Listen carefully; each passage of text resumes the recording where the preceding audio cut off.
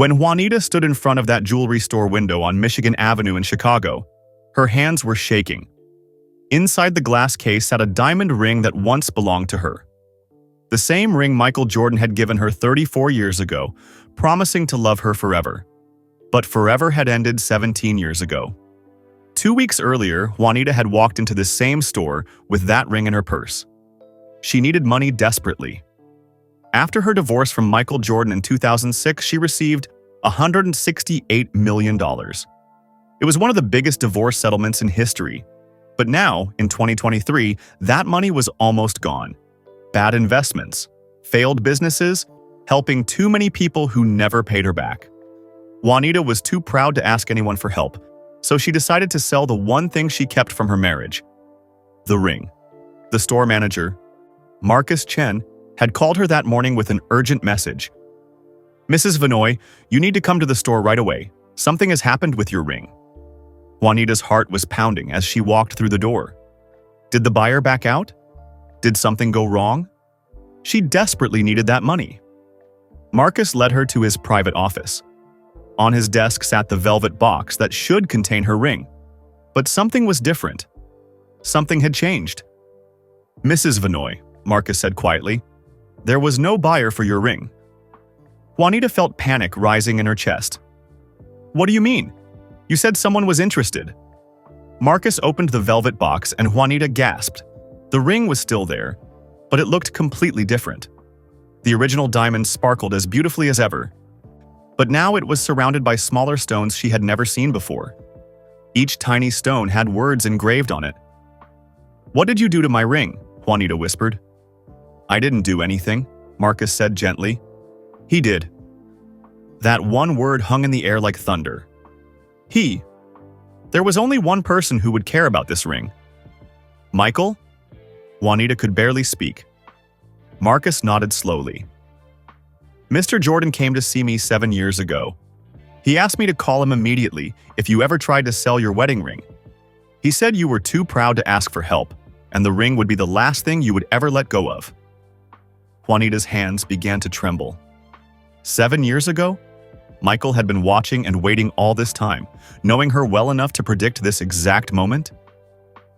"When you brought the ring in 2 weeks ago, I called him that same evening," Marcus continued. "And Mrs. Vinoy, what Mr. Jordan did next? Well, I've been in the jewelry business for 30 years, and I have never seen anything like it." Marcus pulled out a thick envelope and placed it on the desk in front of Juanita. Her name was written on the front in Michael's handwriting. "He made me promise something," Marcus said softly. "Before I show you what he did, you have to read this letter. He said you need to understand why before you see what." Juanita stared at the envelope. Inside were answers to questions she didn't even know she had. What had Michael done? Why had he been planning this for 7 years? And what could possibly shock a jewelry store owner who had seen everything? But that's just the beginning of this incredible story. What Michael Jordan did for his ex-wife goes far beyond that ring. It involves millions of dollars, a secret project he'd been working on for years, and 3 letters that would change everything Juanita thought she knew about their marriage and divorce. Watch this whole video to discover what Michael Jordan really did that shocked everyone. What you're about to hear will change the way you think about love, divorce, forgiveness, and second chances. Trust me, you won't believe what happens next. Juanita Vinoy Jordan's hands trembled as she stood on Michigan Avenue, staring through the glass window of Chen's fine jewelry. Inside the display case, under soft golden lights, sat a diamond ring that had once belonged to her. The ring Michael Jordan had slipped onto her finger 34 years ago, promising forever. But forever had ended 17 years ago. The autumn wind whipped through downtown Chicago, cutting through her coat. Juanita pulled her scarf tighter and checked her watch. Marcus Chen, the store manager, had called her that morning with an urgent message. "Mrs. Vinoy, please come to the store immediately. It's about your ring. Something has happened." Her heart had dropped. She needed the money from that sale, desperately. The glass door chimed as she entered. Marcus looked up from behind the counter, his expression unreadable. He was a kind man in his 50s with silver hair and gentle eyes that had seen countless precious items pass through his store. Mrs. Vinoy, he said softly, gesturing toward his private office in the back. Thank you for coming so quickly. Juanita followed him, her stomach churning. Through the doorway, she could see the velvet box sitting on his desk, the box that should contain her ring. The ring she'd brought in 2 weeks ago when the bills started piling up and her pride finally crumbled. Is something wrong? She asked, lowering herself into the leather chair across from his desk. Did the buyer back out? Marcus sat down slowly, folding his hands on the desk. His face held something she couldn't quite identify. Sympathy? Concern? Something else? Mrs. Vinoy, there was no buyer, he said carefully. Juanita's breath caught. What do you mean? You said you had someone interested. You said, please, let me explain. Marcus opened a drawer and pulled out a manila envelope alongside the velvet box. 3 days ago, someone came into my store, someone who had been waiting for you to bring this ring in. Confusion clouded Juanita's mind. Waiting? I don't understand. Marcus opened the velvet box and Juanita gasped. The ring was still there, but it looked different. The original diamond sparkled as brilliantly as ever, but surrounding it were smaller stones she'd never seen before. Even from across the desk, she could see tiny engravings on each stone. What did you do to my ring? She whispered. I didn't do anything, Marcus said gently. He did. The word hung in the air like a thunderclap. He. There was only one he who would care about this ring. Michael. Juanita's voice barely rose above a whisper. Marcus nodded.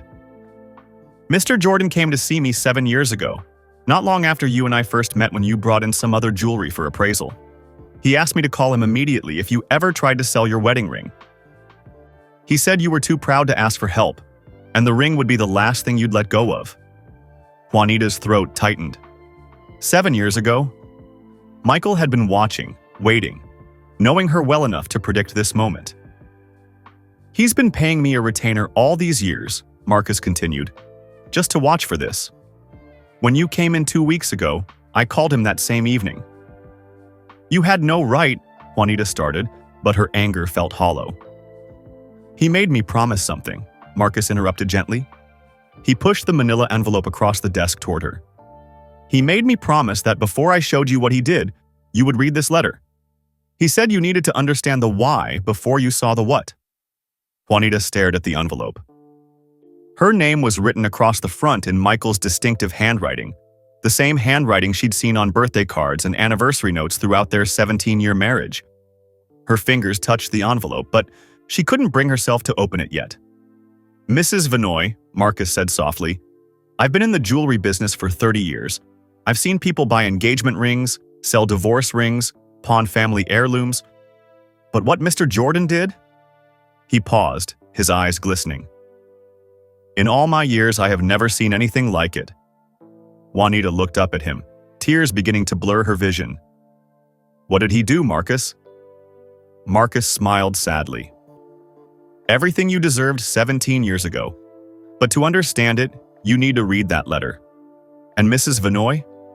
He gestured to the transformed ring. That's just the beginning. Juanita's fingers traced the edge of the manila envelope, but she couldn't open it. Not yet. Her mind was spinning backward, pulling her through time like a current she couldn't resist. Marcus, I need a moment, she whispered.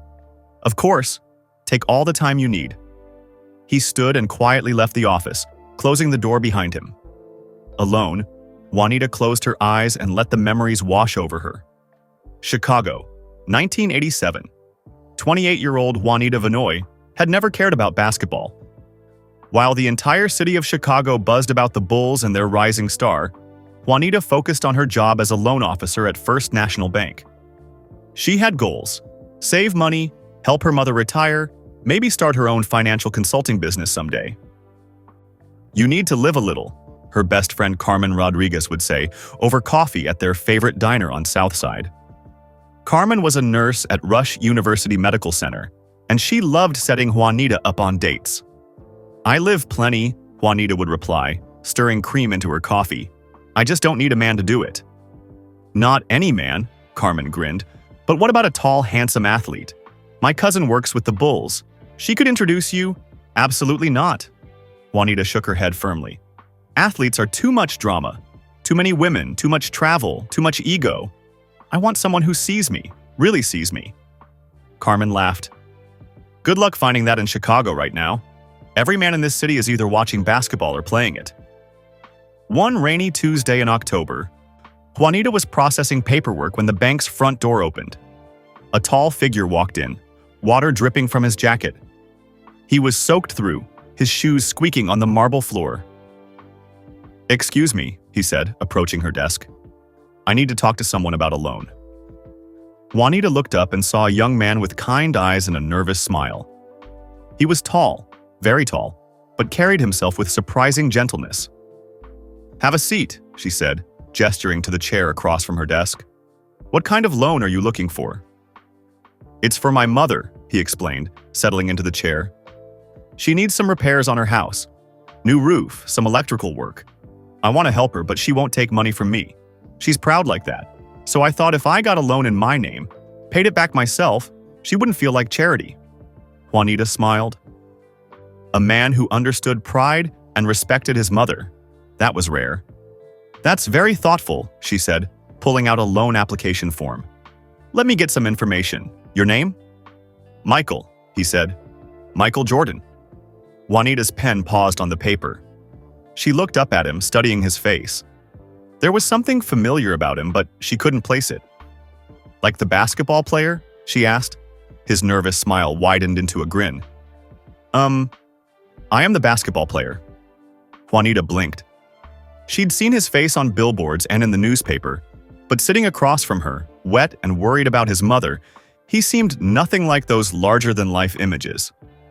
"Oh," she said simply. "Well, Mr. Jordan, basketball player or not, you still need to fill out this application." He laughed. A genuine, surprised laugh. "You're the first person in months who hasn't asked me for an autograph or wanted to talk about the game." "I don't follow basketball," Juanita admitted. "No offense." "None taken," Michael said, still smiling. "Actually, that's kind of refreshing." They spent the next hour going through the loan application. Michael asked about her job, her family, her neighborhood. He listened carefully when she explained the loan terms, nodding and asking smart questions. When she mentioned her mother worked as a seamstress, his face lit up. "My mother sews too," he said. "She made all our clothes growing up. 5 kids, and she kept us looking sharp on almost nothing." There was no arrogance in him, no assumption that his fame meant special treatment. He was just a son trying to help his mother. The loan was approved. As Michael stood to leave, he paused at her desk. "Can I ask you something, Juanita?" He'd remembered her name from the nameplate on her desk. "Sure. Would you let me take you to dinner? To say thank you for helping my mother?" Juanita hesitated. She'd sworn off dating athletes, but something in Michael's eyes, a vulnerability beneath the confidence, made her curious. "Just dinner," she said. "Nothing fancy? Deal." His smile could have lit up the entire bank. 2 years later, 1989, Juanita stood in her small apartment, looking at the dinner she'd prepared. Baked chicken, green beans, cornbread, comfort food, nothing fancy. Michael was coming over after practice, and she was nervous. They'd been dating for almost 2 years now. Michael kept his promise about nothing fancy. He took her to neighborhood restaurants, helped her move furniture, brought her mother flowers every Sunday. When reporters followed them, Michael shielded her. When fans interrupted their dates, he politely excused himself and gave Juanita his full attention again. "He's different with you," Carmen observed one evening. "On TV, he's all fire and competition. But when he looks at you, he's soft." Juanita knew it was true. Michael was complicated, driven and intense, but also surprisingly vulnerable. He talked about his fears of failing, of not living up to expectations, of losing himself in the fame. "You keep me real," he'd told her once. "Everyone else wants Michael Jordan, the basketball player. You just want Michael." The doorbell rang, pulling Juanita from her thoughts. She opened it to find Michael standing there in jeans and a simple sweater, holding a single rose. "Hi," he said, and she noticed his hands were shaking. "Are you okay?" she asked as he stepped inside. Yeah, He set the rose down on her counter and turned to face her. Juanita, I need to tell you something. Her heart started racing. Was he ending things? Was there someone else? I'm not good at this, Michael continued, pulling a small velvet box from his pocket. I'm good at basketball. I can read defenses, make impossible shots, win games. But this? He opened the box, revealing a diamond ring that sparkled in her kitchen light. This terrifies me. Juanita's breath caught. I love you, Michael said, his voice thick with emotion. I love how you don't care about my stats or my endorsements. I love how you challenge me. I love how you make me want to be better, not as a player, but as a person. I'm good at basketball, Juanita. But I need you to teach me how to be good at life. Tears streamed down Juanita's face. Will you marry me? He asked. Will you be patient with me while I figure out how to balance everything? Will you help me become the man I want to be? Yes, she whispered. Yes, Michael. I will. He slipped the ring onto her finger, and they held each other in her tiny kitchen, both crying, both terrified, both hopeful. Present day. Marcus Chen's office. Juanita opened her eyes back in the jewelry store office. That ring on her finger had felt like a promise of forever. They'd been so young, so hopeful, so certain that love would be enough. But it hadn't been. She picked up the manila envelope, her hands steadier now. Whatever Michael had written, whatever he'd done, she needed to know. Marcus knocked softly and opened the door. Mrs. Vinoy, before you read the letter, there's something else. He pulled out his phone and showed her a photograph. It was her ring, the transformed ring, displayed in the store's front window. Next to it was a small plaque. Juanita leaned closer, reading the words engraved on the plaque. Her breath stopped. He put that in the window for 2 weeks, Marcus explained quietly. Hundreds of people saw it. Some took pictures. A few reporters called asking questions. But Mr. Jordan refused to comment. He said this message wasn't for the public. It was for you. Juanita's vision blurred with tears as she read the plaque again. This ring represents 17 years of marriage to an extraordinary woman. It's not for sale because some things are priceless. The owner of this ring gave me 3 beautiful children, taught me about sacrifice, and showed me what true strength looks like.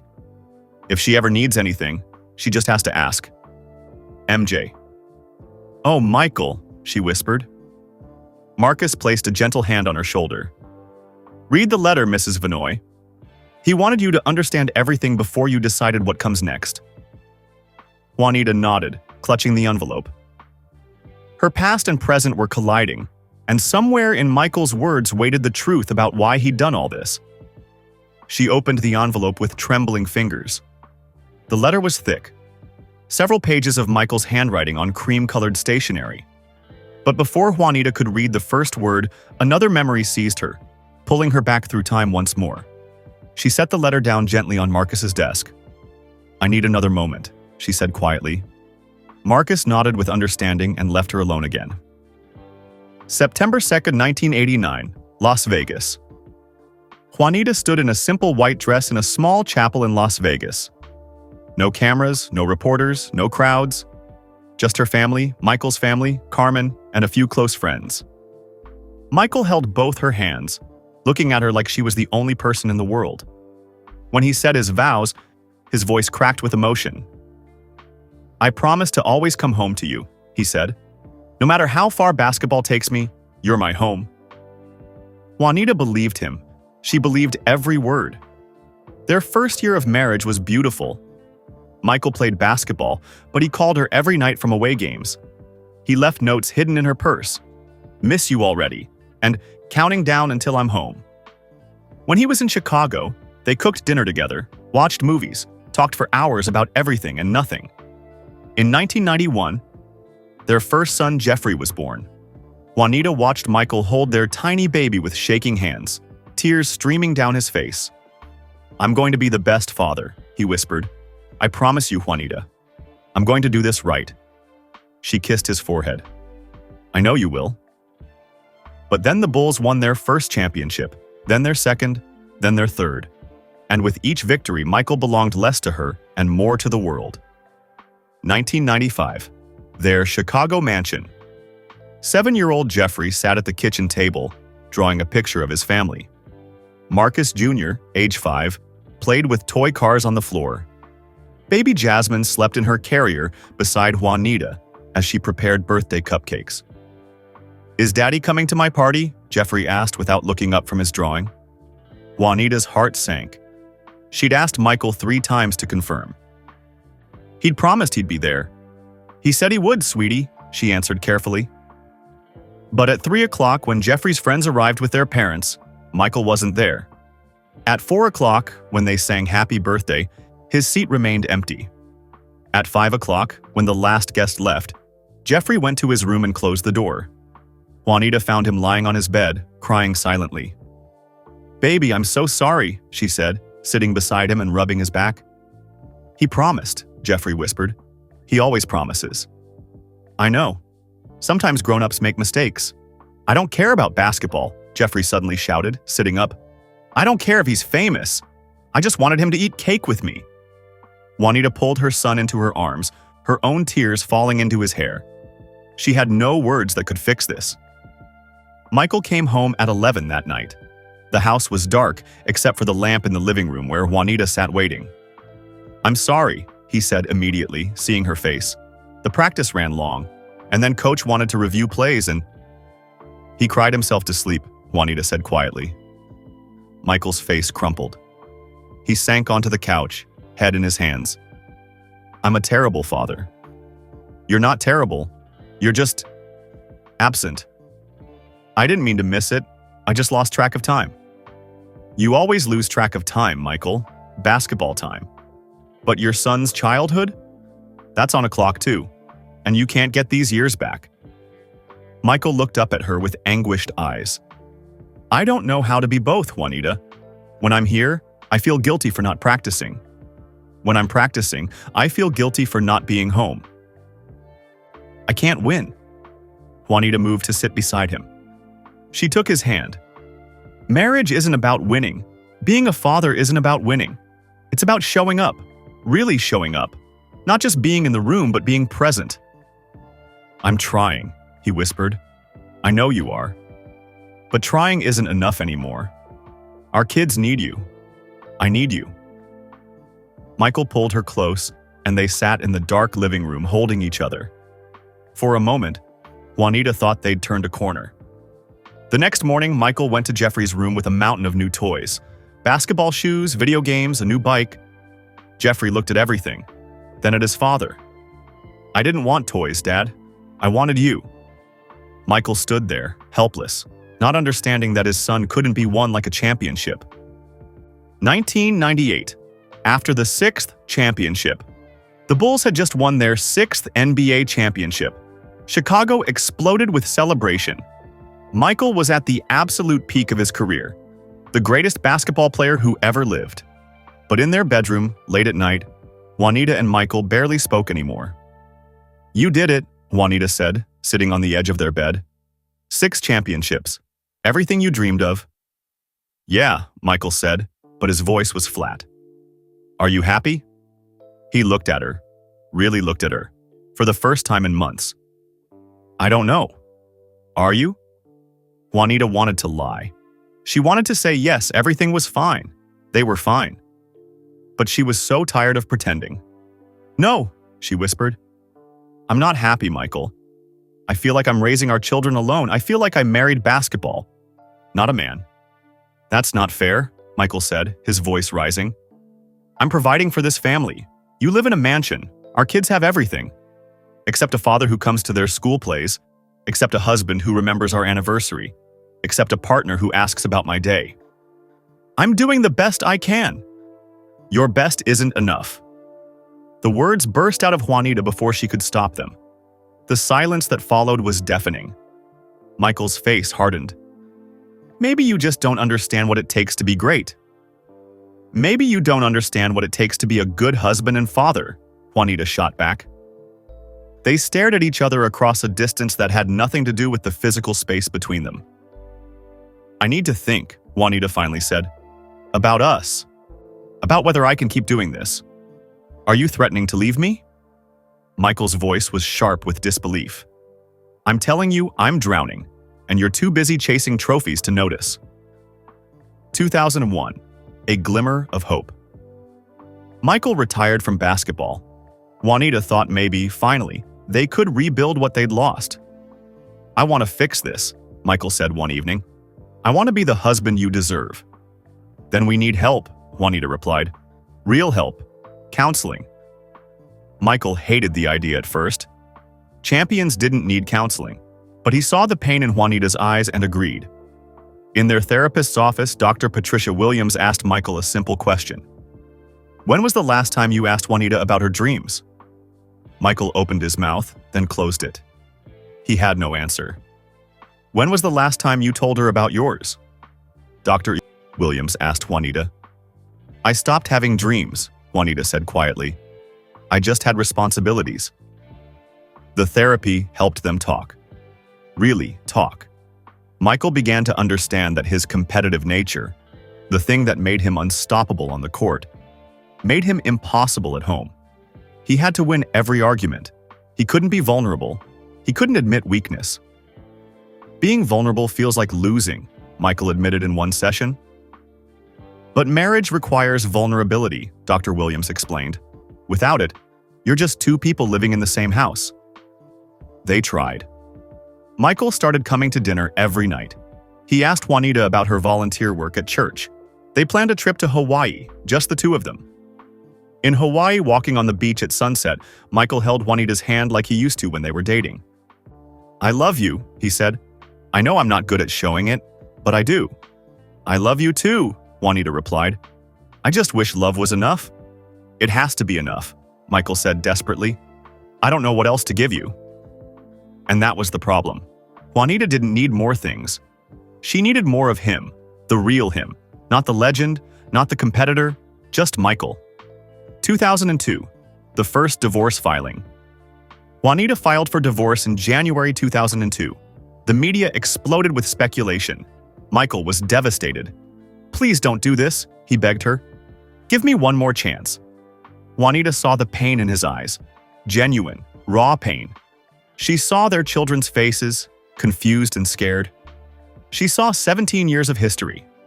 She withdrew the divorce petition. They tried again. But trying and succeeding were different things. Michael came out of retirement to play for the Washington Wizards. He was gone again. The distance returned. Present day, Marcus Chen's office. Juanita opened her eyes, back in the jewelry store. Her cheeks were wet with tears. Those years had been so complicated. She'd loved Michael deeply, but love wasn't enough to bridge the gap between who he was and who she needed him to be. She picked up the letter again, her hands steadier now. Whatever Michael had written, whatever he understood now, she needed to know if he'd finally learned the lessons that came too late for their marriage. The first line of the letter made her breath catch. Juanita, if you're reading this, it means you tried to sell your ring. Marcus called me when you brought it in, like I asked him to years ago. Juanita pressed the letter to her chest, overwhelmed. Even after all these years, even after the divorce, Michael had been watching over her, waiting, knowing her pride would eventually break. She took a deep breath and began to read. Juanita, if you're reading this, it means you tried to sell your ring. Marcus called me when you brought it in, like I asked him 2 years ago. I've been paying attention, even when you thought I wasn't. I know you're struggling. Don't be angry that I know. Our kids worry about you, even if you try to hide it from them. Jeffrey called me last month. He said you sold your car and told him you just wanted to simplify. He didn't believe you. Neither did I. I'm writing this letter because I need you to understand something before you see what I did. This isn't about money. It's not about the ring. It's about something I should have said 17 years ago but didn't know how. You were right to leave me. Juanita stopped reading. Her hands shook so violently that the paper rattled. She set the letter down on Marcus's desk and stood up, pacing the small office. Michael admitting she was right? Michael admitting anything?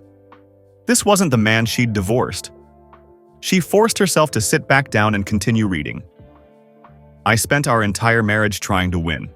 Win games, win championships, win arguments, win respect. But I never understood that marriage isn't about winning. It's about being there. Really being there.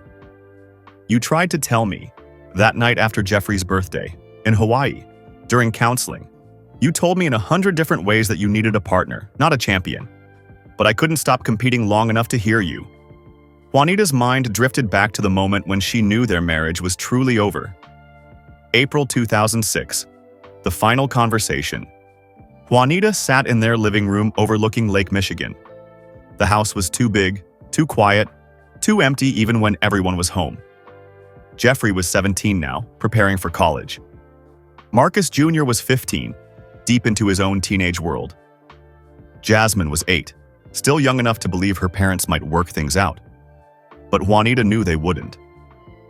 Michael walked into the room, already sensing what was coming. He'd been waiting for this conversation for years. "I'm filing for divorce again," Juanita said without preamble. "And this time, I'm not changing my mind." Michael sank into the chair across from her. He didn't argue. He didn't plead. He just nodded slowly. "I knew this was coming," he said quietly. "I just kept hoping I'd wake up one day and know how to fix it." "Some things can't be fixed, Michael," Juanita said, tears streaming down her face. "Some things just end." "When did you stop loving me?" His voice cracked on the question. "I never stopped loving you. That's what makes this so hard. I love you, Michael. But I can't live with you. I can't keep being lonely in a marriage. I can't keep making excuses to our children for why their father misses important moments. I can't keep pretending this is enough." Michael leaned forward, elbows on his knees, head in his hands. "What if I retire completely? What if I stay home? You tried that. You lasted 2 years before you went back to basketball, and even when you were physically here, you weren't really here. Your mind was always somewhere else, planning the next business deal, the next endorsement, the next thing to win." "I don't know how to be anything else," Michael whispered. "I know, and that's why I have to go. I need to remember who Juanita is. Not Juanita Jordan, wife of the greatest basketball player, just Juanita. The woman who had dreams before she spent 17 years supporting someone else's. Did I steal your dreams?" Michael looked up, his eyes red. Juanita wiped her tears. "No, I gave them to you willingly. I thought we were building something together. But somewhere along the way, it became all about you. Your career, your legacy, your needs. And I disappeared." "I'm sorry," Michael's voice was barely audible. "I know you are. But sorry doesn't give me back those years. Sorry doesn't make you show up differently. Sorry is just a word, Michael. And I need more than words."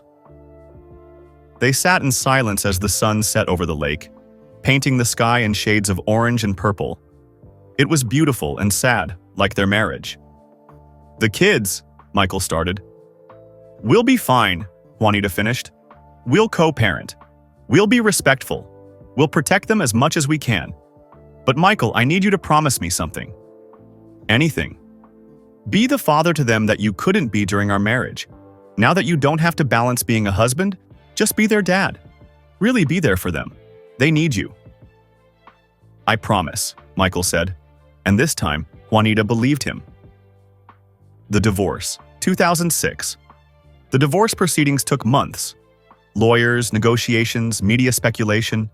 Every detail of their private lives became public consumption.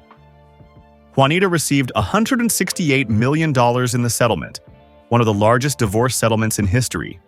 The headlines screamed, "Most expensive divorce in sports history," and "Jordan pays the price for failure at home." But the media didn't see the private moments. They didn't see Michael helping Juanita pack boxes in their bedroom, both of them crying as they separated 17 years of memories. They didn't see 8-year-old Jasmine sobbing in her father's arms, asking why mommy had to leave. They didn't see Jeffrey, trying to be strong at 17, telling his mother, "It's okay, Mom. You deserve to be happy." They didn't see Marcus Jr., angry and confused, blaming both his parents equally. On the day Juanita moved into her new home, Michael showed up unannounced. He stood on her doorstep holding a box. "I found this in the attic," he said. "I thought you might want it." Inside were photo albums from their early years together. Pictures of them laughing at street festivals, cooking in their first small apartment, holding newborn Jeffrey. "We were happy once," Michael said softly. "We were," Juanita agreed. "But people grow. Sometimes they grow together. Sometimes they grow apart." Michael set the box down inside her doorway. Before leaving, he turned back one last time. "I'll never forgive myself for losing you," he said. "Don't spend your life looking backward, Michael," Juanita replied gently. "Learn from this. Be better for the next person. Be better for our kids." He nodded and walked away. Juanita closed the door and allowed herself to collapse against it, sobbing. Freedom and grief felt exactly the same. 2007-2023, the 17 years. After the first few years after the divorce, Juanita thrived.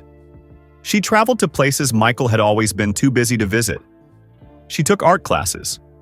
She volunteered at women's shelters. She rediscovered parts of herself that had been buried under the weight of being Mrs. Michael Jordan. Her children adjusted. Michael kept his promise. He showed up for their lives in ways he never had during the marriage. He attended Jeffrey's college graduation. He helped Marcus Jr. through anxiety and therapy. He never missed one of Jasmine's dance recitals. "Dad's different now," Jasmine told Juanita one day when she was 15. "He actually listens." Juanita was happy for her children, even if it stung a little that Michael had learned these lessons too late for their marriage. But by 2015, Juanita's financial situation began to change. She'd invested in a restaurant chain her sister's friend recommended. It failed within 2 years. She'd put money into a tech startup that her financial advisor promised was the next big thing. It went bankrupt. She'd purchased commercial real estate right before the market crashed.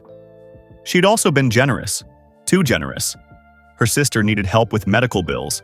Her cousin needed money for his daughter's college. Her church needed funds for a new community center. Friends asked for loans they never repaid. Juanita never said no. Saying no felt selfish after receiving so much in the divorce. By 2020, $168 million had dwindled to less than $5 million. By 2023, she was down to her last $800,000. The bills kept coming. Property taxes on the house Michael had given her. Insurance. Utilities. Supporting her aging mother. She sold jewelry first, then art pieces, then her car like Jeffrey noticed. She downsized, moved to a smaller home. But she told no one how bad things had gotten. Pride. That same pride Michael had understood when he'd wanted to help his mother 36 years ago. Finally, one day in October 2023, Juanita opened her jewelry box and stared at the one thing she'd kept through everything: her wedding ring. It was just metal and stone. It represented a marriage that ended 17 years ago. Surely she could sell it. But when she held it, she remembered Michael's shaking hands as he proposed in her kitchen. She remembered his promise. "I'm going to learn how to be good at life." She cried for an hour before calling Marcus Chen. Present day, back to the letter. Juanita wiped her eyes and continued reading Michael's letter. "When you filed for divorce the second time, I knew you meant it. And I knew I'd lost the most important game of my life, not because of the score, but because I never learned the rules. After you left, I had to become the father I should have been all along. Jeffrey needed help with his business. Marcus struggled with anxiety. Jasmine had questions about relationships and men that I wasn't prepared to answer. But I showed up. I listened. I stopped trying to fix everything and just was there. And you know what? I learned something. Being present is harder than winning championships. Being vulnerable is scarier than any playoff game. Admitting you were wrong is more painful than any injury. You taught me that, Juanita. But you had to leave for me to learn it." Juanita pressed the letter to her chest, overwhelmed. This was the Michael she'd needed 17 years ago, but he'd only become this Michael after losing her. She took a shaky breath and read the final paragraph on the page. "I'm sorry. I'm sorry I chose basketball over our son's birthday. I'm sorry I couldn't tell you I was scared of failing as a husband. I'm sorry I made you feel alone in a marriage. I'm sorry I waited until you were gone to become the man you deserved." There was more to the letter, but Juanita had to stop. Marcus knocked softly and entered with a glass of water. "Take your time," he said kindly. "There's more to read, and more to show you." Juanita nodded, drinking the water, steadying herself for whatever came next. Juanita set down the water glass and picked up the letter again. Her heart pounded as she continued reading where she'd left off. This letter isn't asking for forgiveness. It's not asking for anything. It's just saying what I should have said in 2006. You were an amazing wife and mother. You held our family together with grace and strength. The problem was never you. It was me. For years after the divorce, I told myself that we just wanted different things, that we grew apart, that it was nobody's fault. But that was a lie I told myself so I could sleep at night. The truth is, I failed you. I failed our marriage. I chose my ego over your needs. I chose the roar of the crowd over the quiet moments with you. I chose being a legend over being a good husband. Juanita's tears fell onto the paper, smudging the ink slightly. She'd waited 17 years to hear these words. Part of her had given up hope that Michael would ever understand. 3 years ago, something happened that changed my perspective. I was at a charity event for underprivileged kids. A boy, maybe 10 years old, came up to me with a basketball to sign. But instead of asking about championships, he asked me a question that stopped me cold. "Mr. Jordan," he said, "what's your biggest win?" Everyone around us went silent, expecting me to talk about the 6 championships, the Olympic medals, the MVP awards. But I looked at that kid and thought about what actually mattered. And I realized, none of those trophies meant anything compared to our children. "My 3 kids," I told him. "They're my biggest win." The kid smiled and walked away happy. But I stood there feeling like a fraud. Because yes, Jeffrey, Marcus, and Jasmine are incredible. But they're incredible because of you, Juanita. You raised them while I was chasing trophies. You taught them values, empathy, kindness. You were there for every scraped knee, every homework struggle, every heartbreak. I got credit for being their father, but you did the actual work of parenting.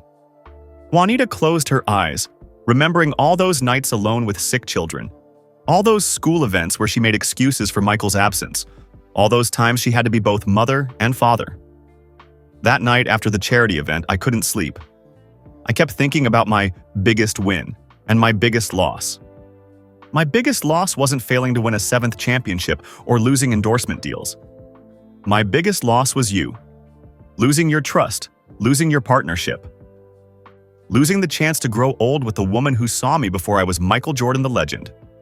I started therapy after that night. Real therapy, not the couples counseling we tried that I never fully committed to. I needed to understand why I couldn't be vulnerable. Why I had to win every argument. Why I equated being present with being weak. Dr. Harrison helped me see that my competitive drive, the thing that made me great at basketball, made me terrible at relationships. On the court, you can't show weakness. You can't admit doubt. You have to dominate. But in a marriage, those same traits destroy everything. Juanita thought about all their arguments, how Michael could never just apologize without defending himself first, how he turned every discussion into a debate he had to win. I learned that being vulnerable isn't weakness. It's courage. Admitting you're wrong isn't losing. It's growing. And being present, really present, requires more strength than any championship run. I wish I'd learned these things while we were married. I wish I'd been brave enough to say, "I don't know how to do this," instead of pretending I had everything under control. I wish I'd asked for help instead of pushing you away. But I didn't, and I lost you, and I deserve to lose you. The next paragraph made Juanita's breath catch.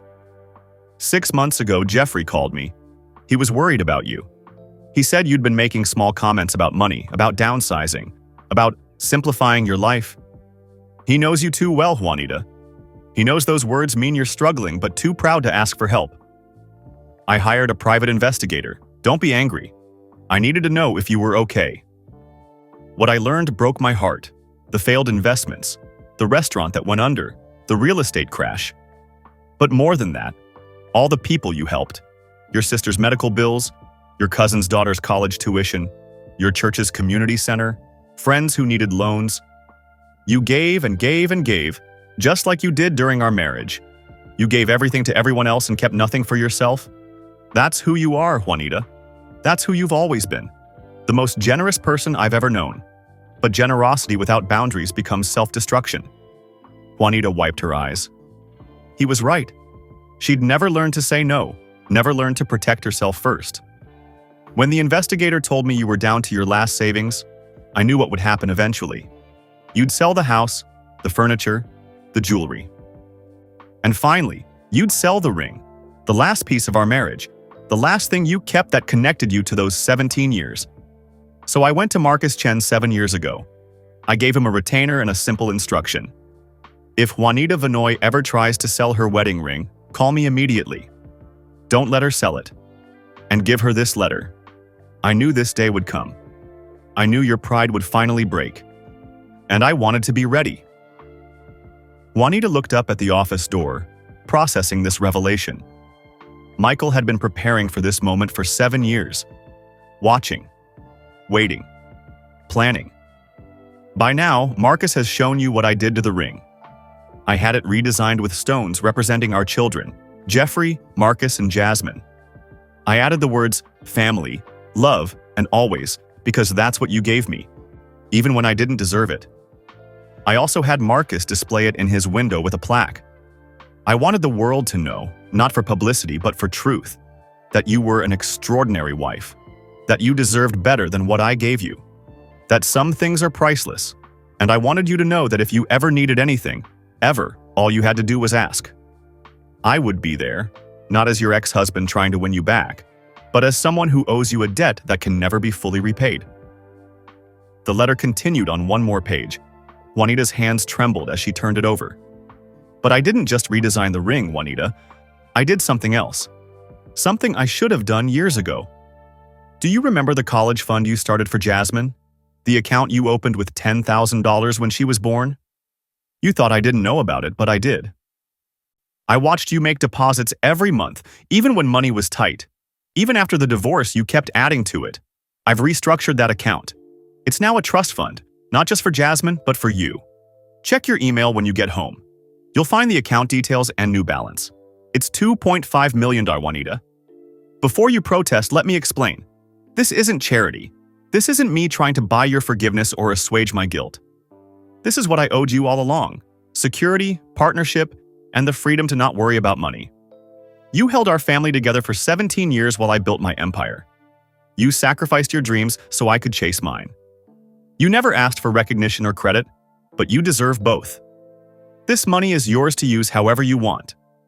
Start a business, travel the world. Help more people if that's what makes you happy. Or just breathe without stress for the first time in years. You earned this by being the foundation our family was built on. By being there when I wasn't. By teaching our children how to be good human beings. By showing me, even after I lost you, what true strength looks like. Juanita couldn't stop crying now. The letter blurred before her eyes. I know what you're thinking. This is too much. I can't accept this. But Juanita, you can. And you should. Not for me, but for yourself. For once in your life, let someone take care of you the way you've taken care of everyone else. I'm not the same man you divorced 17 years ago. Therapy, time, and perspective have changed me. I've learned to be vulnerable. I've learned to admit when I'm wrong. I've learned that being present is more important than being perfect. I learned these lessons too late to save our marriage. But I learned them in time to be a better father to our children. And maybe, if you'll let me, I can learn to be a better friend to you. I'm not asking for anything, Juanita. Not forgiveness, not reconciliation, not gratitude. I'm just asking that you accept help from someone who should have been helping you all along. You were never second to basketball. I just didn't know how to show up for both. And I chose wrong. That's on me, not you, never you. With respect and gratitude, Michael. Juanita sat in silence, the letter resting in her lap. 28 years of history, love, pain, growth, loss, condensed into these pages. Marcus knocked gently and entered. Mrs. Vinoy, there's one more thing. Mr. Ace. Jordan is on the phone. He asked if you'd be willing to speak with him, but only if you want to. No pressure.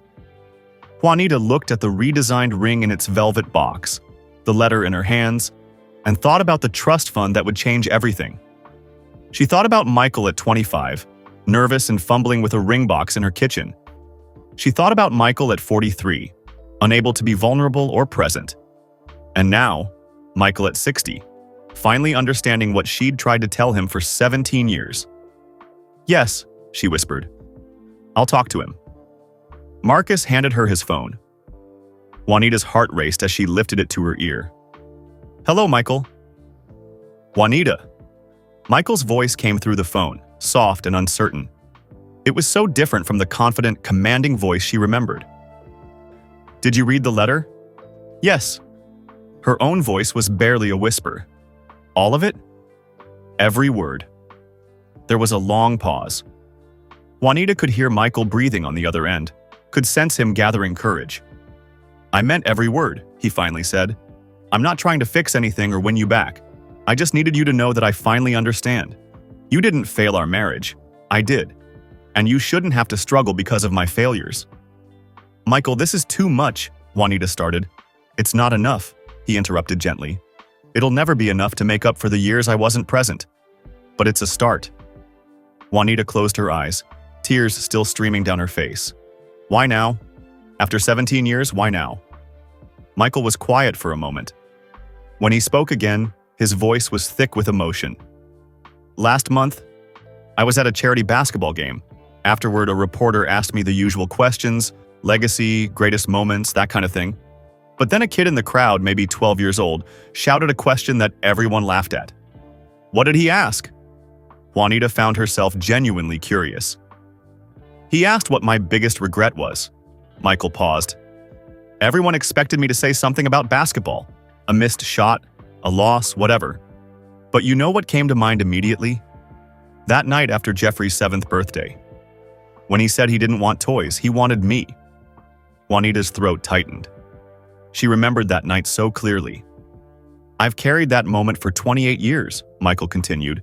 "But last month when that kid asked the question, I realized something. My biggest regret isn't missing Jeffrey's birthday. It's that I had to lose you before I learned how to show up. You tried to teach me for 17 years, but I was too stubborn, too proud, too competitive to listen. Michael, please, let me finish. I need to say this." He took a breath. "Jeffrey called me 6 weeks ago. He told me you'd been selling things, downsizing, making comments about money. He was worried. So was Marcus Jr. Even Jasmine noticed something was off when she visited you." "They told you?" Juanita felt a flash of embarrassment. "Don't be mad at them. They love you. They were scared for you. And Juanita, they know you'd never ask for help. You're too proud. Just like my mother was. Just like I was when you tried to tell me I needed to change." Juanita wiped her eyes with her free hand. "I didn't want anyone to worry. I know. But that's the thing. You spent our entire marriage taking care of everyone else. You're still doing it. When do you get to be taken care of?"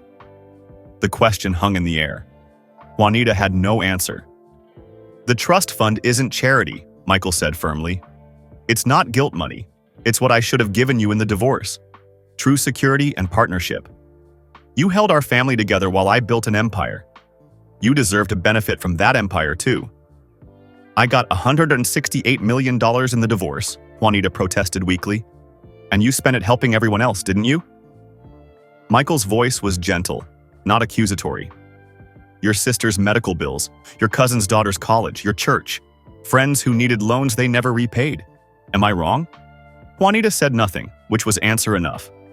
"That's who you are," Michael continued. "The most generous person I've ever known.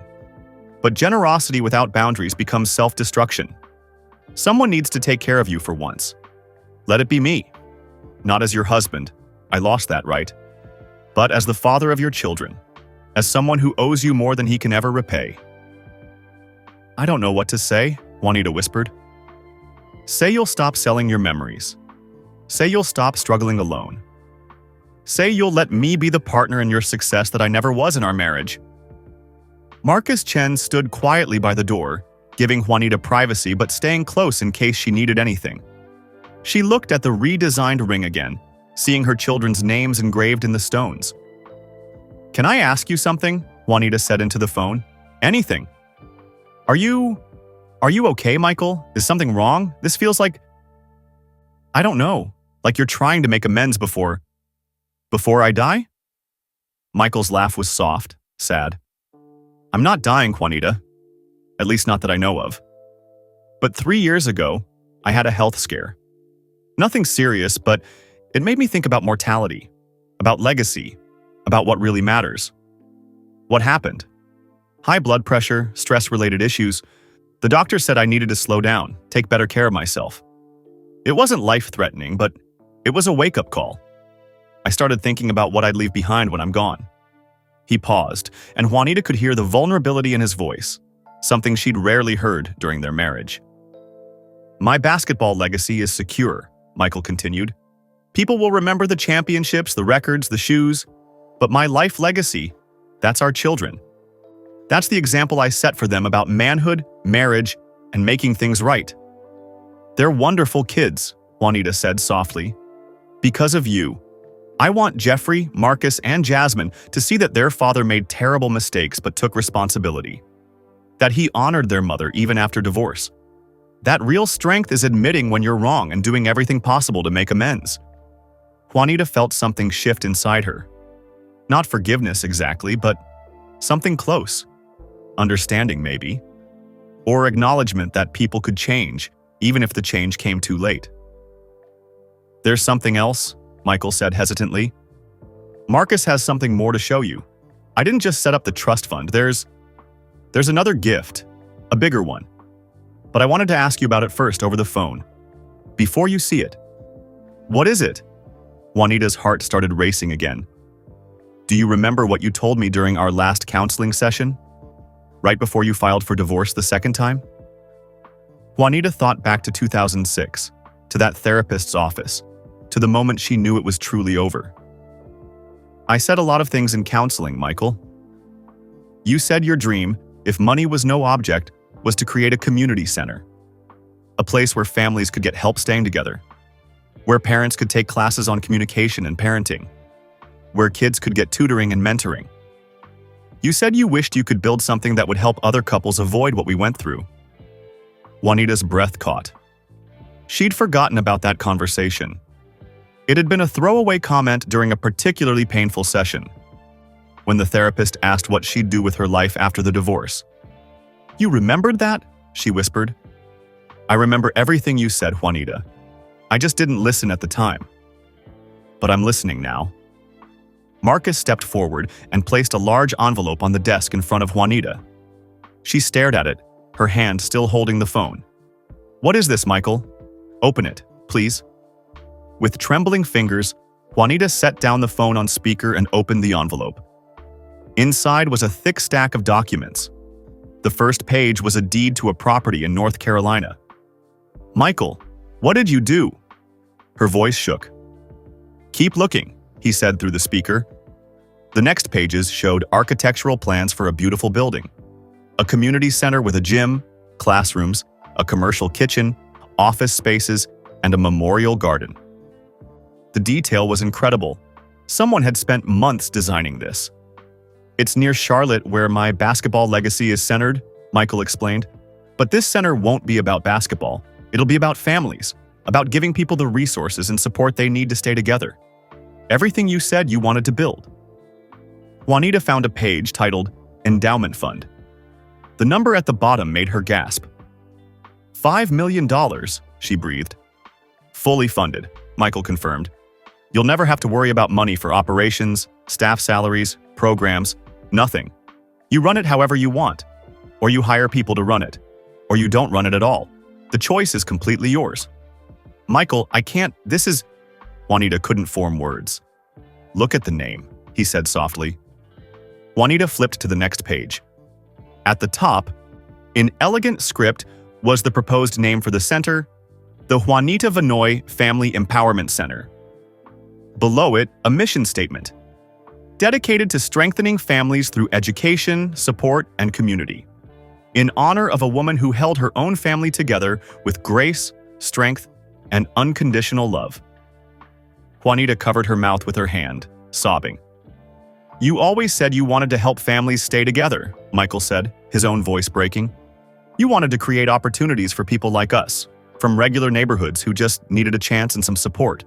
This is your chance to do that, without worrying about funding, without worrying about anything except making the difference you always wanted to make. Why?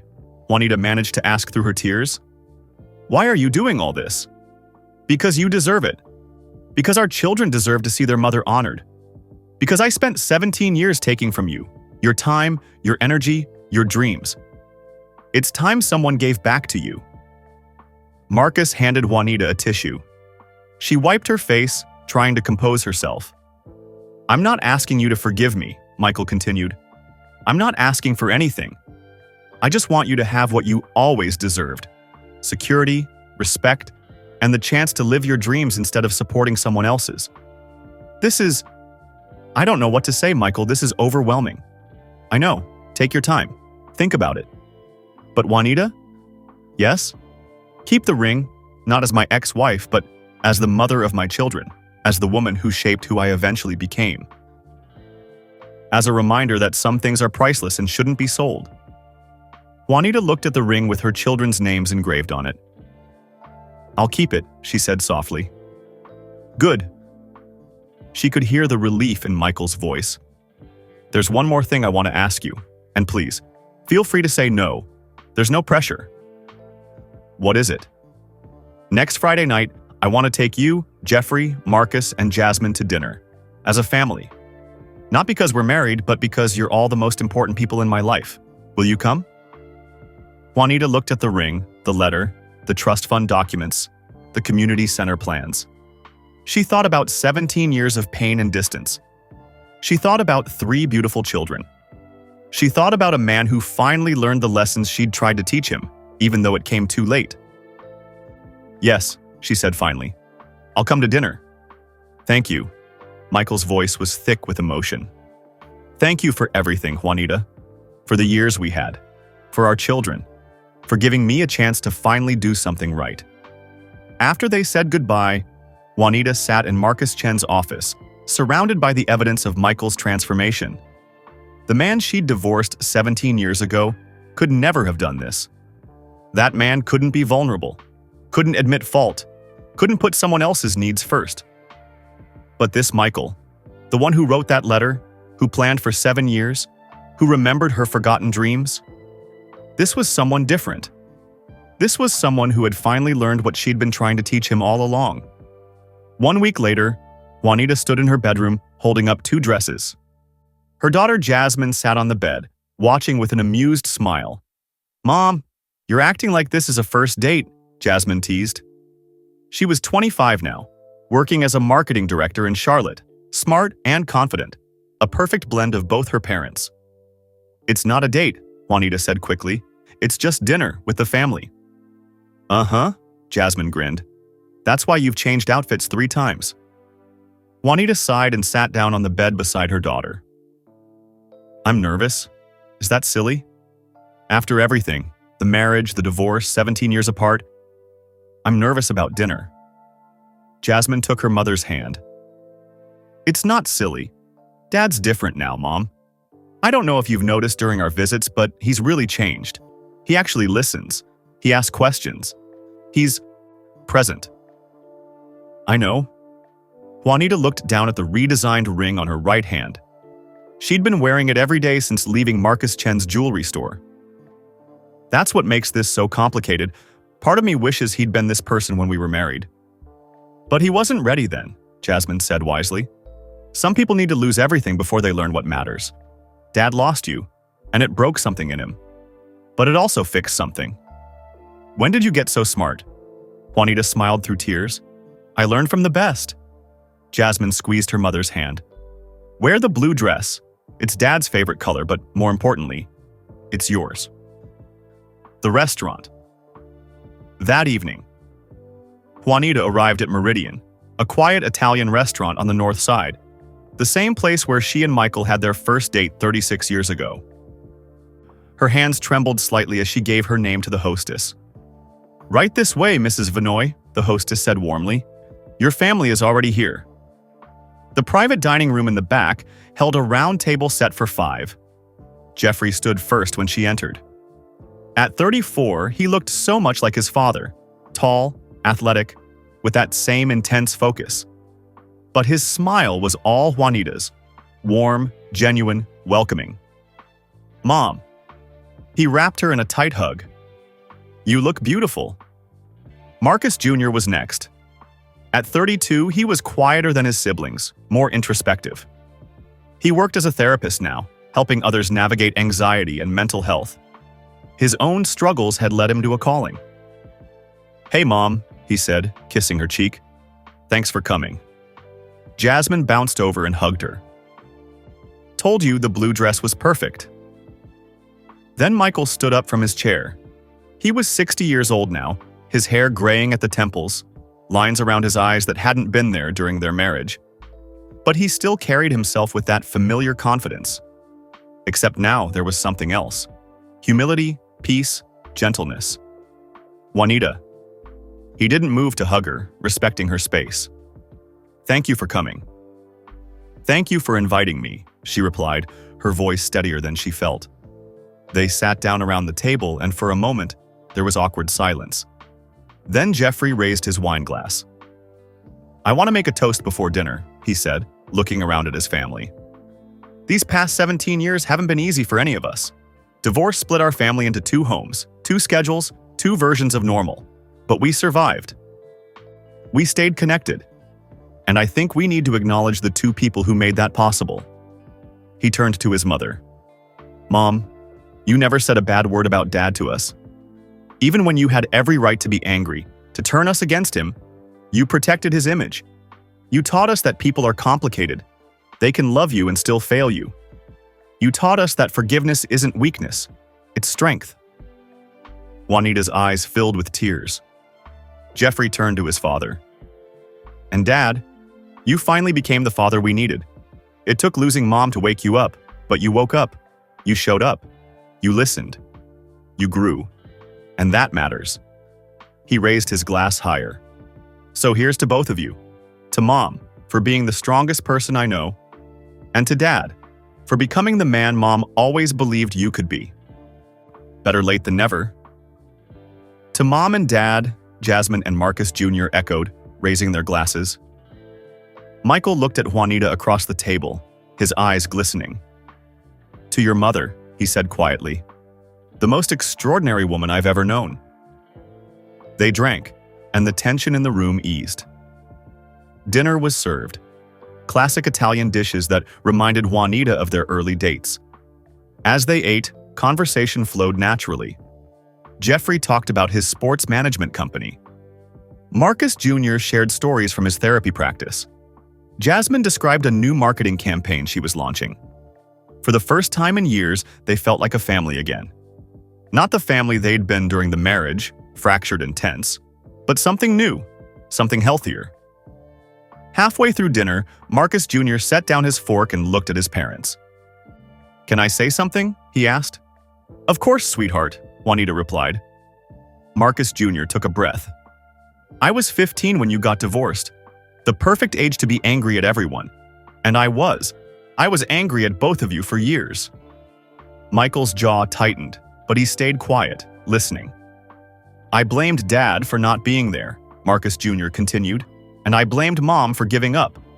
I didn't understand that sometimes love isn't enough, that 2 good people can be wrong for each other." "Marcus," Juanita started. "Let me finish, Mom." He smiled gently. "Therapy helped me understand something important. You both did the best you could with the tools you had at the time. Dad didn't know how to be vulnerable. Mom didn't know how to set boundaries. Neither of you learned those things growing up, so how could you practice them in marriage?" He looked at his father. "What you've done these past few weeks, the ring, the trust fund, the community center, that's not just money, Dad. That's accountability. That's growth. That's what real love looks like. Not the Hollywood version where everything's perfect, but the real version where you mess up, you own it, and you try to make it right." Michael's voice was rough when he spoke. "Thank you, son. That means more than you know." Marcus Jr. turned to his mother. "And Mom, watching you accept Dad's help, That's growth too. You've spent your whole life taking care of everyone else. Letting someone take care of you for once, that takes courage. Juanita wiped her eyes. When did my children become so wise? We learned from watching you both, Jasmine said.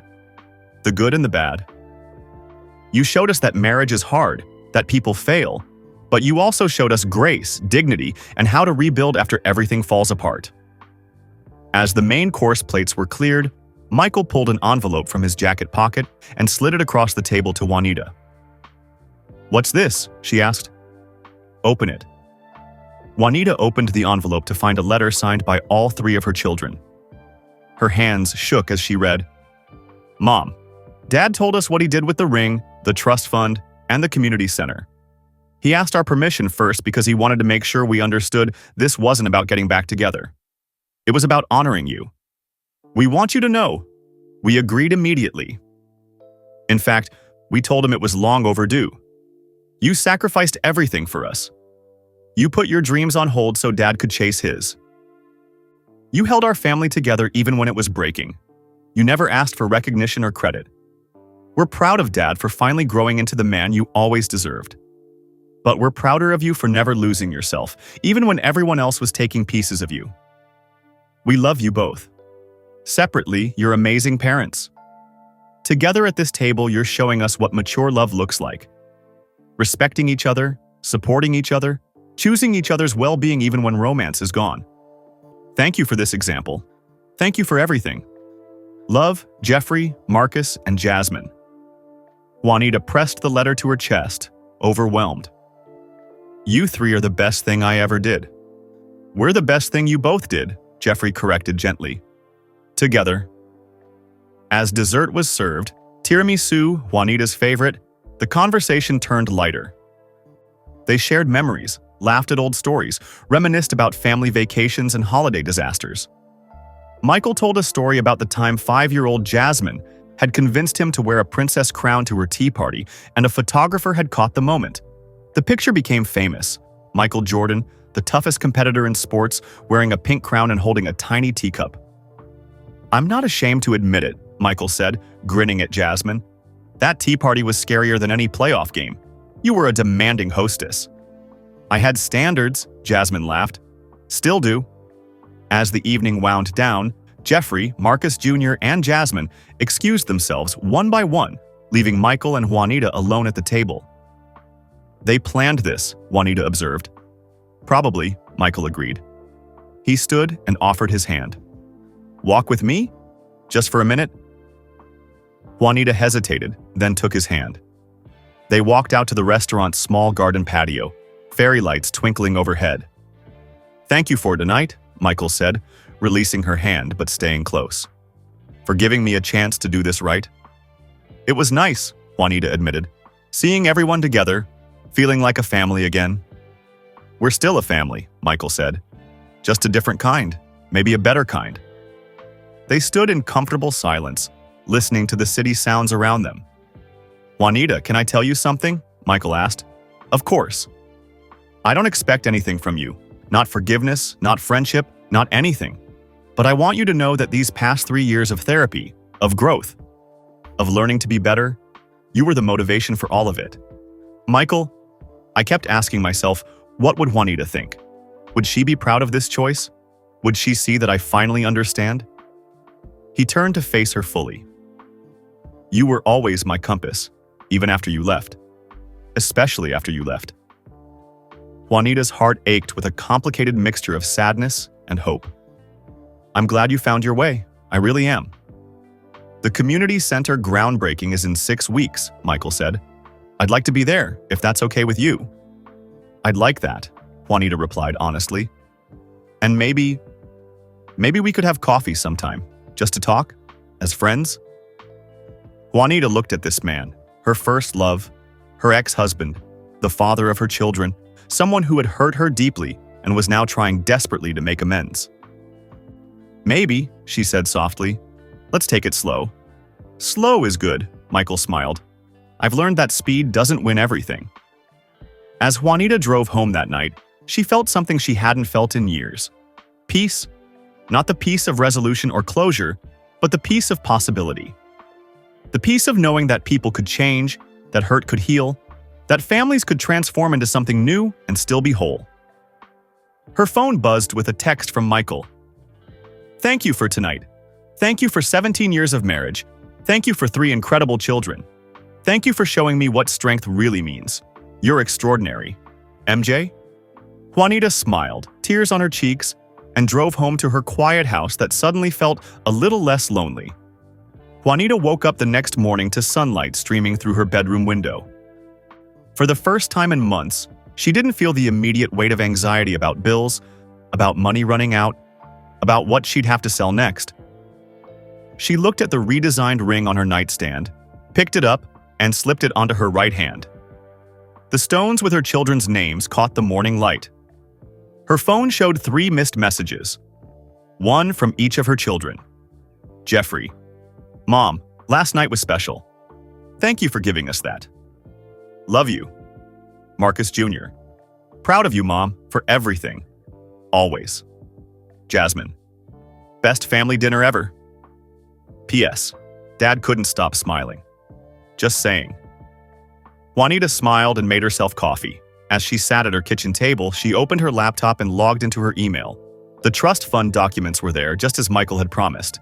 $2.5 million, real, secure, hers. She also found an email from an architect named Patricia Chen, no relation to Marcus, the jeweler, with detailed plans for the Juanita Vinoy Family Empowerment Center.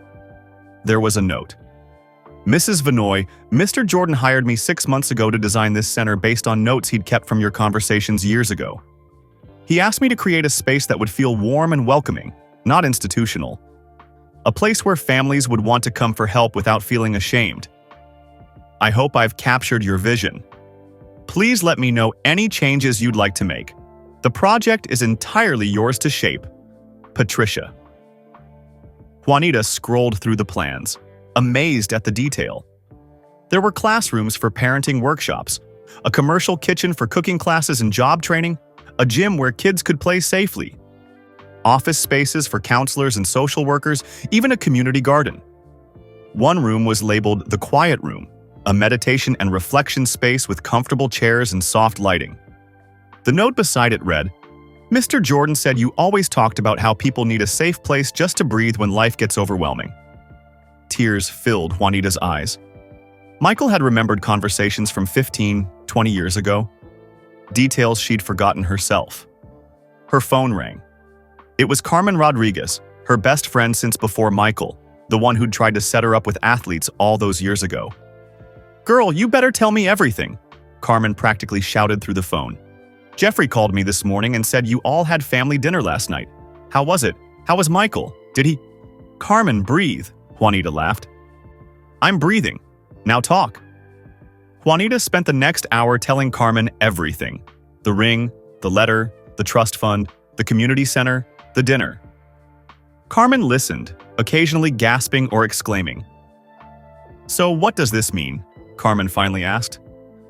"Are you two getting back together?" "No," Juanita said firmly. "That's not what this is about.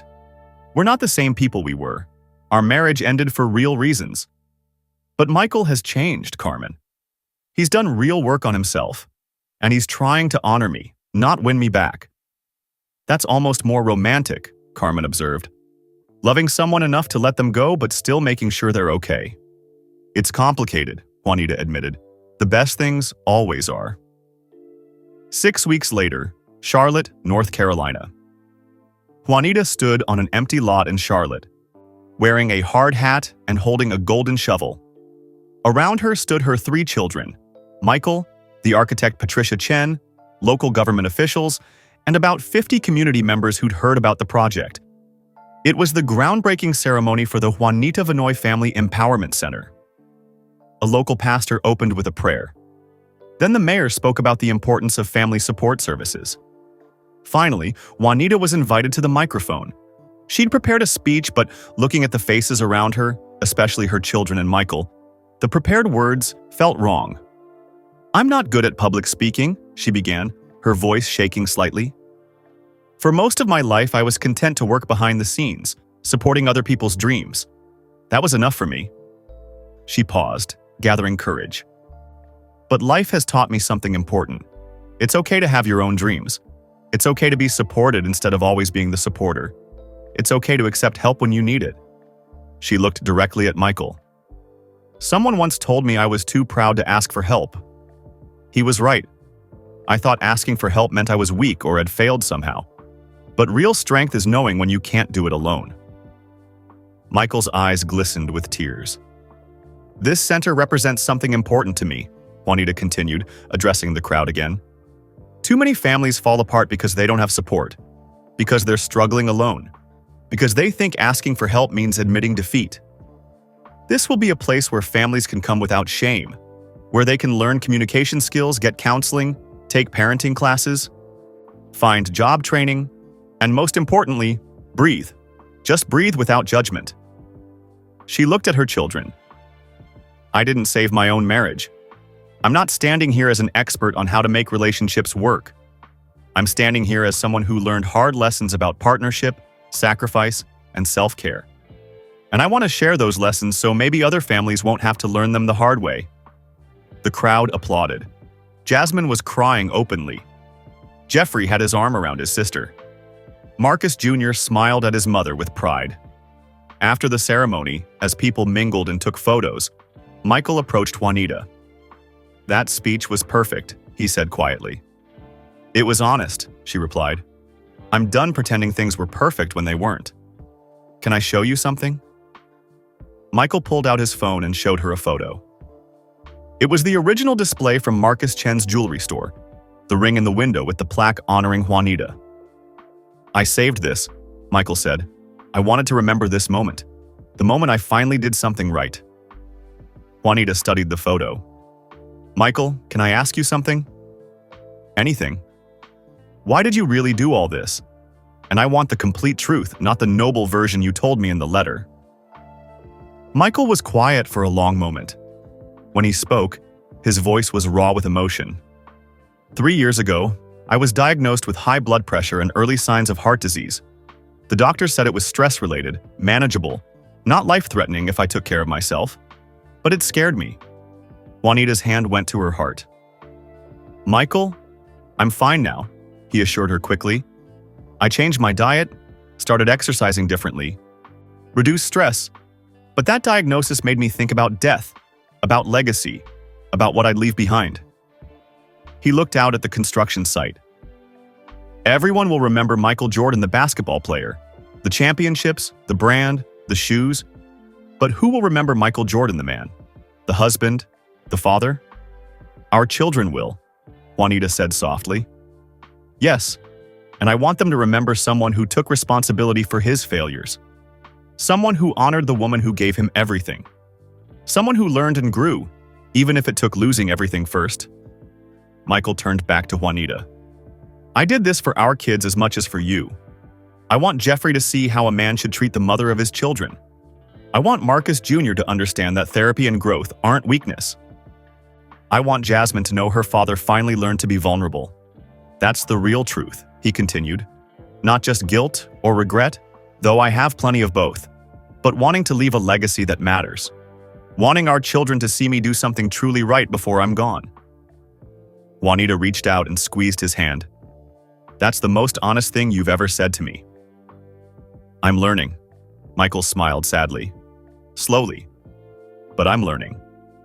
That evening, the family gathered for dinner again, this time at Jeffrey's home in Charlotte. It was casual. Pizza and salad, kids running around. Jeffrey had 2 young children now. Laughter and chaos. Juanita sat on Jeffrey's back porch with a glass of wine, watching Michael play with his grandchildren in the yard. He was on his knees, letting them climb on his back, roaring like a monster as they shrieked with delight. Jasmine came out and sat beside her mother. You okay, Mom? More than okay, Juanita said. I'm watching your father be the grandfather he couldn't quite figure out how to be as a father. And I'm realizing something. What's that? People can change, not overnight, not easily, but genuinely, truly change. Your father is proof of that. Do you still love him? Jasmine asked quietly. Juanita considered the question carefully. I'll always love who he was when we first met. That nervous young man asking for a loan for his mother.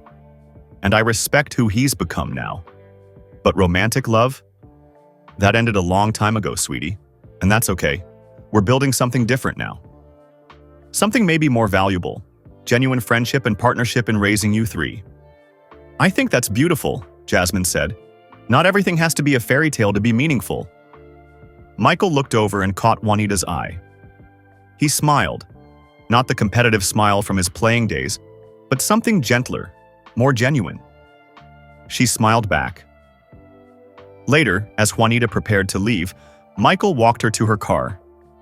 Next week, the trust fund will be fully accessible, he said. Everything's been finalized. You're free to use it however you want. Thank you, Michael, for everything. There's one more thing I want to give you, Michael said. But I wanted to ask first. Would you be comfortable with me setting up a scholarship fund in your mother's name? For single mothers trying to get education or job training. Juanita's mother had passed away 5 years earlier. The mention of her brought immediate tears. Mama would love that, Juanita whispered. $500,000, managed by the community center. We'll call it the Dolores Vanoy Scholarship for Single Mothers. Your mother raised you and your sister practically alone. She deserves to be honored too. Juanita hugged Michael then. Really hugged him for the first time in years. Not romantically, but with genuine gratitude and affection. Who are you? She asked through tears. Where did competitive, can't-be-vulnerable Michael Jordan go? Therapy, time, and losing the most important game of my life, Michael replied, holding her gently. That's what it took to find this version of me. They stood in Jeffrey's driveway under the stars. Two people who'd loved each other, hurt each other, and were slowly learning how to honor each other. Friends? Michael asked as they pulled apart. Friends, Juanita agreed. As she drove home, Juanita thought about the community center that would open in 18 months. About the families it would help. About her mother's scholarship fund. About her children, grown and thriving. About a man who finally learned the lessons she'd tried to teach him. Michael Jordan's ex-wife had tried to sell her wedding ring out of desperation and pride. What he did next shocked everyone. Not because of the money, though that was substantial, but because he did something rare and remarkable. He took full responsibility for his failures. He honored the woman he'd failed, and he showed his children what real growth looks like. The ring now sat in Juanita's jewelry box, redesigned with her children's names, a symbol not of a marriage that ended but of a family that endured. Some love stories don't end with reconciliation. Some end with something deeper, respect, understanding, and two people committed to healing the wounds they caused each other. That was the real shock. That was the real gift. Juanita stood in the grand lobby of the Juanita Vanoy Family Empowerment Center, watching families stream through the doors. Children ran toward the new playground visible through the floor-to-ceiling windows. Parents clutched folders with class schedules, parenting workshops, financial literacy courses, job training programs. Counselors greeted families with warm smiles. The center had been open for 6 months, and it was already changing lives. Mrs. Babe Vanoy? A young woman approached nervously, holding the hand of a small boy. I just wanted to thank you. My husband and I were about to get divorced. We came here for counseling 3 months ago and, well, we're still together. We're learning how to communicate, how to actually be partners. Juanita felt her eyes fill with tears. Something that happened often these days, but now they were happy tears. That's wonderful. I'm so glad the center could help. You saved my family, the woman said simply, then walked toward the counseling wing. Carmen appeared at Juanita's elbow, handing her a tissue. You're going to dehydrate if you keep crying at every success story. I can't help it, Juanita laughed, dabbing her eyes. This is what I always dreamed of. Families actually getting help before it's too late. Speaking of help, Carmen said with a sly smile, a certain someone just arrived for the anniversary celebration. Juanita looked toward the entrance and saw Michael walking in with their 3 children. He wore a simple suit, nothing flashy, and carried a box wrapped in silver paper. Over the past 2 years, Juanita and Michael had built an unexpected friendship. They met for coffee once a month, talking about their children, the center, life. Michael had continued therapy and had become an advocate for mental health, speaking openly about his journey of growth. "Mom!" Jasmine rushed over and hugged her. "The place looks amazing. There are like 200 people here." "Community support has been incredible," Juanita said. She'd hired a director to run day-to-day operations. But she came to the center 3 times a week, teaching financial literacy classes and mentoring young mothers.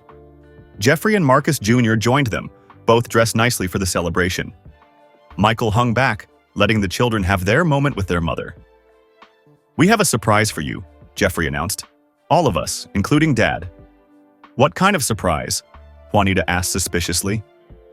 Marcus Jr. grinned. "The kind you're going to cry about, again." They led her to the community room, where chairs were set up for a presentation. The room was packed with center staff, volunteers, families they'd helped, local officials, and friends.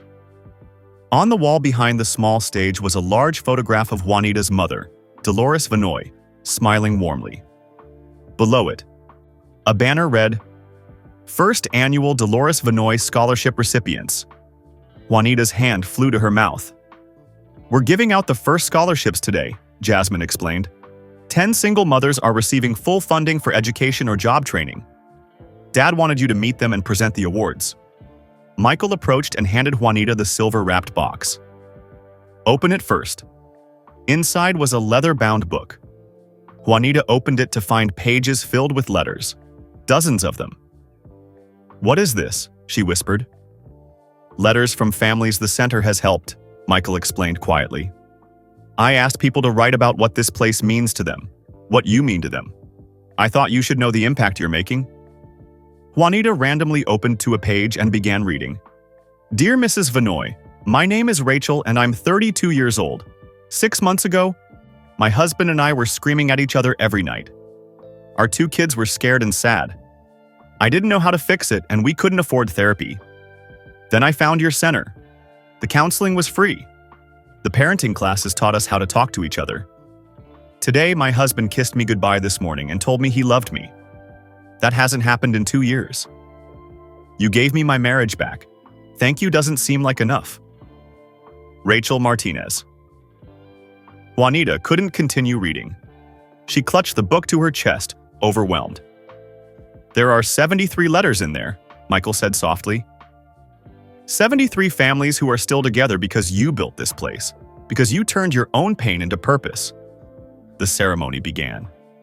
Juanita composed herself enough to present the scholarships to 10 remarkable women, single mothers working multiple jobs while raising children, dreaming of better futures. One recipient, a woman named Keisha Williams with 3 young children, accepted her award with trembling hands. "I dropped out of high school when I got pregnant at 16, Keisha told the room. "For 14 years, I've worked minimum wage jobs, barely keeping my kids fed. This scholarship is giving me a chance to become a nurse. My babies will see their mama graduate. They'll know education matters. Mrs. Vanoy, you didn't just give me money, you gave me hope." The room erupted in applause. Juanita hugged Keisha tightly, whispering, "You're going to be an amazing nurse. I believe in you."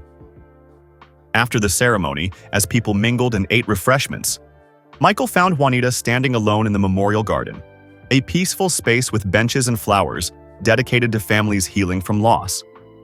"You okay?" he asked. "Better than okay," Juanita replied. "I'm fulfilled, Michael. For the first time in my life, I'm doing exactly what I'm meant to do." "You're extraordinary," Michael said.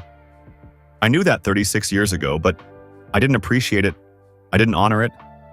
I'm sorry it took so long for me to see clearly." "We both needed the journey," Juanita said.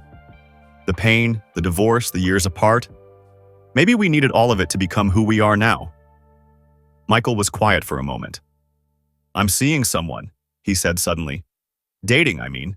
I wanted you to hear it from me." Juanita felt a small pang. Not jealousy exactly, but something bittersweet. "That's good, Michael. You deserve happiness." Her name is Angela.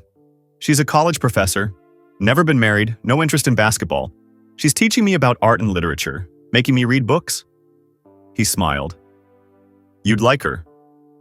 "I probably would," Juanita agreed. Are you happy? I'm learning what happiness actually means. Not winning or succeeding, but being present. Being known. Being vulnerable with another person. He looked at Juanita. Lessons I should have learned with you. But you're learning them now. That's what matters. I'll always love you, Juanita, Michael said. Not romantically anymore, but as the mother of my children, as my friend, as the person who showed me what I was too blind to see. I'll always love you too, Juanita replied. We created 3 beautiful humans together. We have 5 grandchildren now. That's not nothing. Michael, we failed at marriage, but we succeeded at creating a family. They stood together in the garden, 2 people who'd loved, hurt, divorced, and ultimately found their way to mutual respect and genuine friendship. What's next for you? Michael asked. I'm writing a book, Juanita admitted, about marriage, divorce, and finding yourself after losing yourself. The center director thinks it could help people.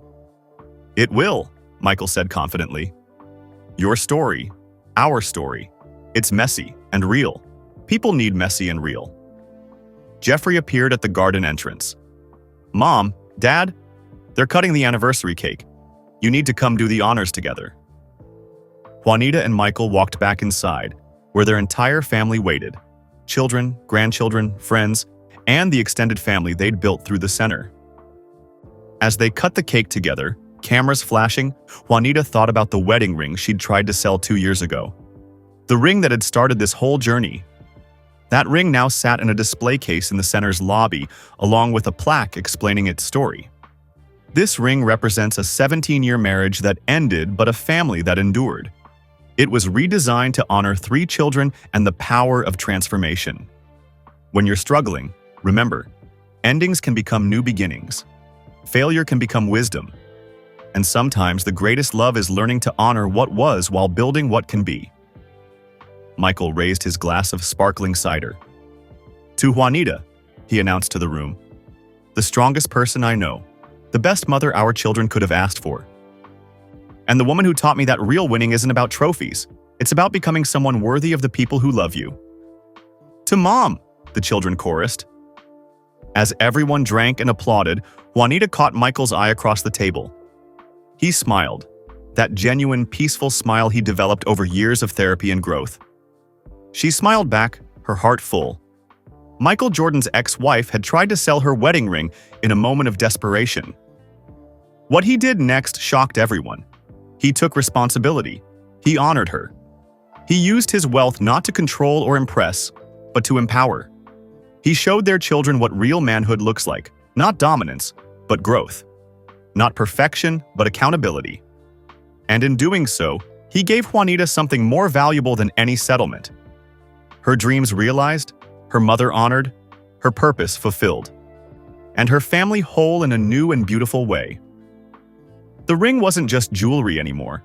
It was a symbol of transformation, of families that break and heal differently, of love that evolves beyond romance into something deeper, respect, partnership, and the commitment to help each other thrive, even after forever ends. That was Michael Jordan's real legacy. Not just the championships, but learning to be the man his family deserved, even if he learned it 17 years too late.